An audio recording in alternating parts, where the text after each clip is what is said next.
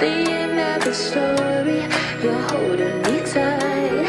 I don't need to worry. Am I out of my mind? It's hard to see you, but I wish you were right here. Oh, it's hard to leave you and I kiss you everywhere. Oh, this time I'm thinking. Halo semuanya, maaf ya nunggu lama. Hari ini mau diskusiin apa? Iya nih, di grup rame banget. Katanya ada hal penting yang harus didiskusikan. Tapi ini udah ada semua kan? Coba absen dulu deh. Vicky ada Vicky? Ada dong. Kalau Pasha? Adil P. Siapa lagi ya? Oh iya, Chandika sama Davir ada? Ada dong. Udah siap nih kita P buat diskusi. Sip deh kalau udah lengkap gini. Sekarang kita mau bahas apa? Gini loh guys. Kalian tahu gak sih tentang post-truth? Post-truth itu apa sih? Post-truth itu sekarang terjadi di era teknologi serba canggih. Post-truth makin marak banget terjadi.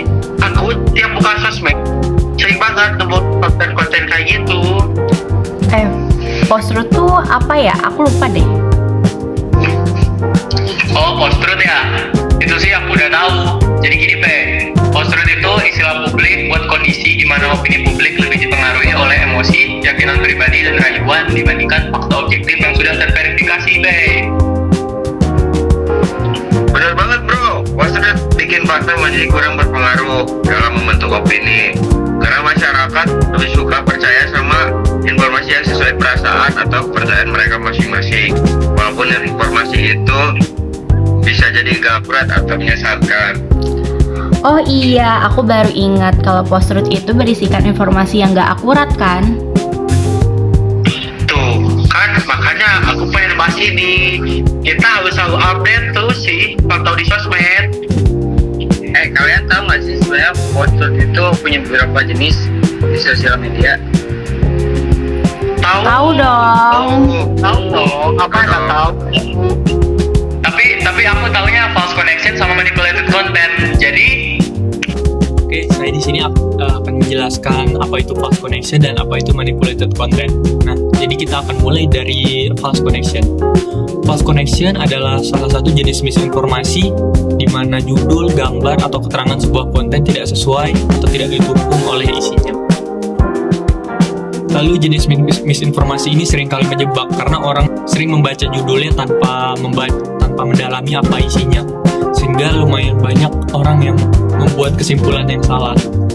Lalu untuk ciri-ciri false connection sendiri bisa berupa judul yang provokatif dan emosional. Nah, judulnya tuh seringkali dibuat bombastis atau menggunakan kata-kata yang memancing emosi kayak mengejutkan, terbongkar, atau fakta yang disembunyikan.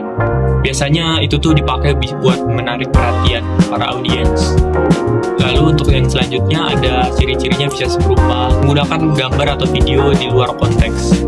Jadi gambar atau cuplikan video yang digunakan sebagai ilustrasi seringkali berasal dari peristiwa yang nggak ada hubungannya sama sekali sama narasi yang mereka lagi bangun gitu. Lalu ada juga ciri-cirinya sebagai kayak mengandalkan asumsi pembaca. Jadi membuat konten false connection itu sengaja ngebiarin audiens hubungin dirinya sendiri antara judul sama isi. Padahal mereka nggak punya bukti kuat yang disajikan gitu. Oke, mungkin segitu untuk false connection. Sekarang kita akan lanjut ke manipulated content. Nah, manipulated content itu sendiri adalah jenis misinformasi yang mana informasi atau gambar yang asli diubah atau dimanipulasi secara sengaja untuk menipu audiens. Dia beda sama konten palsu atau fabricated content yang sepenuhnya baru. Konten manipulasi itu pakai materi asli kayak foto, video, atau kutipan dokumen sebagai dasarnya. Lalu mereka mengubah bagian-bagian tertentu buat ngeganti narasi sama maknanya secara drastis. Tujuannya tuh biar informasi yang salah tampak lebih otentik dan kredibel karena berakar dari sumber yang asli. Lalu ciri-cirinya juga ada kayak perubahan visual yang halus. Jadi pada foto dan video seringkali ada perubahan yang nggak langsung terlihat, kayak ngapus atau nambahin konten atau objek atau orang. Objeknya tuh kayak objek penting, individunya dihilangkan dari gambar buat mengubah konteks jadi kayak timpa teks gitu. Habis itu pengeditan audio, jadi suara dalam video diubah, dipotong atau diganti untuk memberi kesan orang lagi berbicara soal apa yang nggak pernah diucapkannya. Lalu juga ada data yang dipotong, jadi kayak nampilin data statistik atau grafik asli, tetapi hanya menunjukin sebagian kecil data yang mendukung narasi tertentu sambil menyembunyikan data keseluruhan yang mungkin menunjukkan kesimpulan sebaliknya. Dan juga ada ketidaksesuaian kualitas. Dalam konten visual seringkali terdapat keanehan kayak pencahayaan yang tidak konsisten, bayangan yang aneh, atau bagian gambar yang kira lebih kurang atau lebih tajam dari sekitarnya gitu. Untuk contoh kasusnya yang paling terkenal dari konten manipulasi adalah penggunaan rekayasa foto untuk tujuan propaganda politik untuk menciptakan kepanikan. Contohnya kayak foto asli yang nunjukin seorang politisi lagi berjabat tangan dengan aktivis lingkungan yang diedit dalam versi yang dimanipulasi. Jadi kayak sosok lingkungan diganti dengan gambar seorang pemimpin organisasi kriminal yang terkenal. Foto hasil editan ini kemudian disebarkan di media sosial dengan narasi bahwa politisi tersebut memiliki hubungan rahasia dengan dunia kejahatan. Nah, padahal analisisnya foto aslinya itu benar-benar ada dan sosok politisi itu nyata. Namun dengan mengganti salah satu individu dalam foto, manipulator itu berhasil menciptakan narasi baru yang sepenuhnya salah dan merusak reputasi politisi tersebut. Itu adalah contoh klasik dari manipulated content. Gitu. Oh gitu ya Davir, kalau aku sih taunya misleading content sama fabricated content. Nah, kita bahas satu-satu ya. Yang pertama ada misleading content nih. Nah, misleading content ini merupakan suatu informasi yang berisikan fakta, namun disajikan dengan konteks ataupun cara yang salah, sehingga para pembaca memiliki pemahaman yang salah akan informasi tersebut. Nah, biasanya misleading content ini memiliki ciri-ciri yang pertama, berisikan fakta namun konteksnya keliru. Setelah itu berbeda judul dan juga isinya. Setelah itu yang terakhir ada manipulasi narasi. Nah, untuk contoh kasusnya terdapat video demonstrasi yang dimana merupakan video lama namun seolah-olah dijadikan video terkini. Nah, setelah misleading content, yang selanjutnya ada fabricated content. Nah, fabricated content ini merupakan suatu informasi yang sepenuhnya palsu ataupun suatu informasi yang berisikan hoax yang dimana tidak bisa dipertanggungjawabkan kebenarannya. Nah, ciri-cirinya jelas dong. Yang pertama, berisikan 100% berita palsu ataupun hoax. Setelah itu yang kedua, sering dipergunakan untuk menipu seseorang.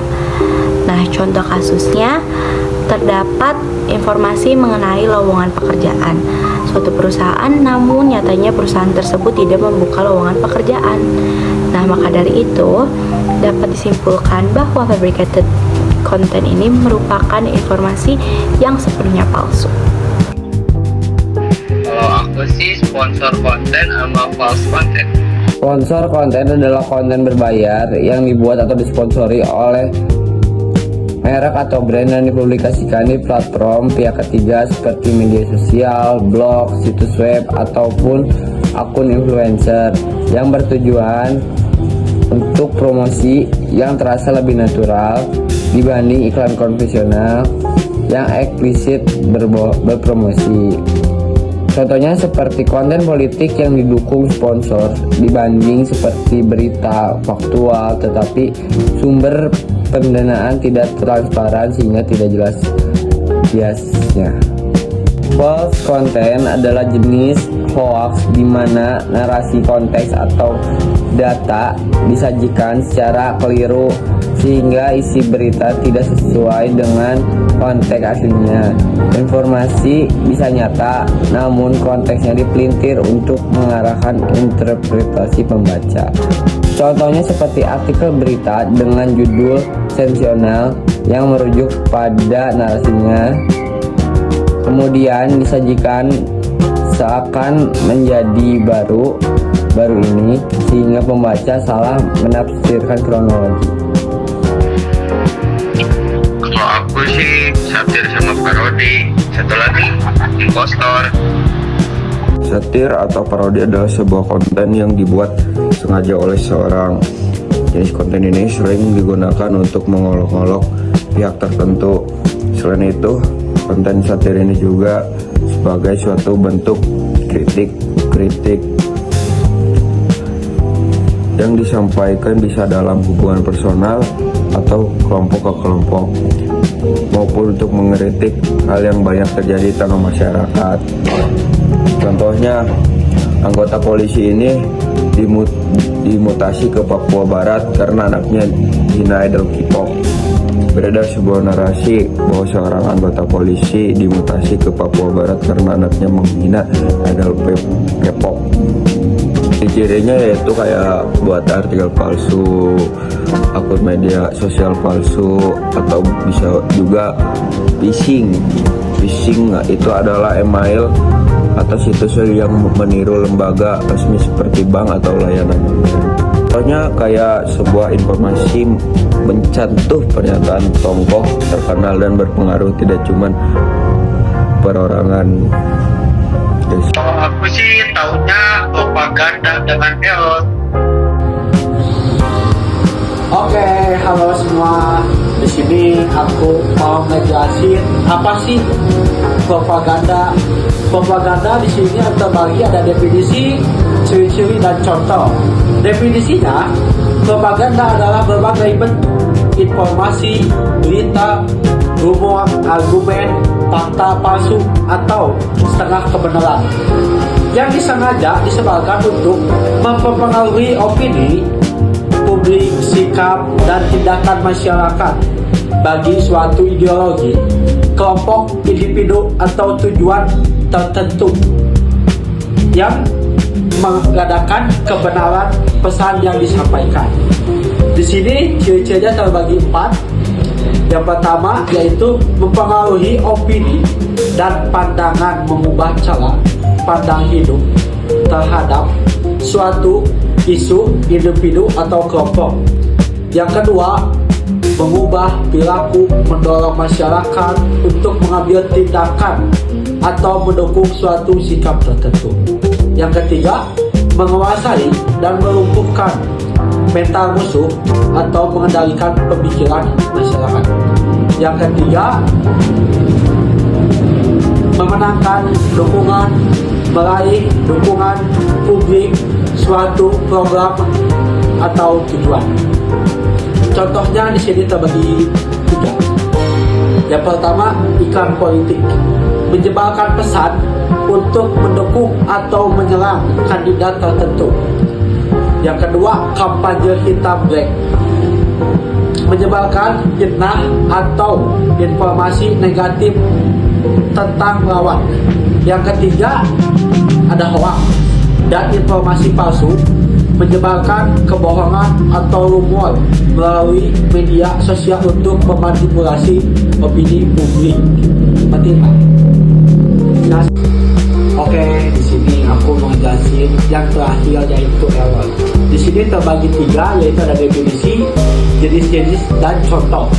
Definisi error atau kesalahan adalah konsep luas yang merujuk pada penyimpangan, ketidaktepatan, atau kegagalan dalam mencapai standar, aturan, atau nilai yang diharapkan dalam konteks ilmu komputer dan metode numeric error menunjukkan pada selisih antara nilai sebenarnya dan nilai hampiran atau yang bisa disebut aproksimasi.